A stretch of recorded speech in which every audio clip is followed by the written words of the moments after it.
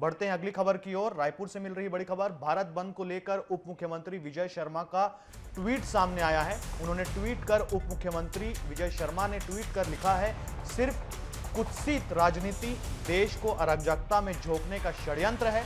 केंद्र सरकार ने अपनी राय स्पष्ट कर दी है। SC/ST आरक्षण में क्रीमी लेयर लागू नहीं होगा। बड़ी बात कही है उप मुख्यमंत्री ने। 21 अगस्त 2024 को भारत बंद के आह्वान का औचित्य क्या है? उप मुख्यमंत्री ये कह रहे हैं कि भारत सरकार ने अपना रुख पहले से ही साफ कर दिया है कि वो सुप्रीम कोर्ट के फैसले के साथ में नहीं है। उसके बाद भी भारत बंद का आह्वान क्यों किया गया है, उसका औचित्य आखिर क्या है? बड़ी खबर आपको बता रहे हैं, दलित संगठन और आदिवासी संगठनों ने सुप्रीम कोर्ट के फैसले के विरोध में आज भारत बंद का आह्वान किया है। ये ट्वीट आप देख सकते हैं अपनी स्क्रीन पर। उन्होंने कहा है कि जब केंद्र सरकार ने सुप्रीम कोर्ट के फैसले पर अपनी राय जो है वो स्पष्ट कर दी है, तो फिर आज भारत बंद के आह्वान का औचित्य आखिर क्या है?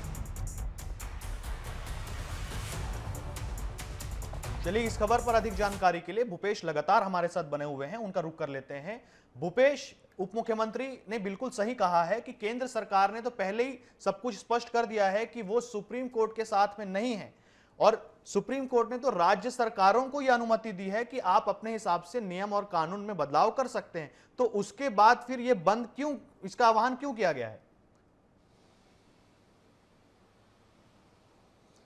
बिल्कुल सचिन, आपने बिल्कुल सही कहा कि जिस तरह से 1 अगस्त को जो फैसला आया था, जो आरक्षण के वर्गीकरण को लेकर, उसको लेकर जो सर्व आदिवासी समाज हो या फिर दलित समुदाय हो, उनका आक्रोश सुप्रीम कोर्ट पर है। और सुप्रीम कोर्ट के साथ साथ जो छत्तीसगढ़ के केंद्र सरकार है, उनके ऊपर सीधा आरोप वो मढ़ते हुए नजर आ रहे हैं। और उनका कहना है कि इस पूरे मामले पर केंद्र सरकार का हाथ है, और केंद्र सरकार के बिना इस तरह के जो आरक्षण में वर्गीकरण किया जा रहा है, ये संभव ही नहीं है। यानी कि पूरी तरह से केंद्र सरकार पर ठिकरा फोड़ते हुए सर्व आदिवासी समाज और दलित समुदाय के लोग नजर आ रहे हैं। हालांकि छत्तीसगढ़ के जो गृह मंत्री हैं विजय शर्मा, उनका ट्वीट सामने आया है जिसमें कहा है क्रीमी लेयर का जो फैसला है उसमें केंद्र सरकार की बिल्कुल सहमति नहीं है, और सभी जो प्रदेशों में अपने अपने हिसाब से दलित और आदिवासी समाज के लोगों के लिए उनके हित में फैसला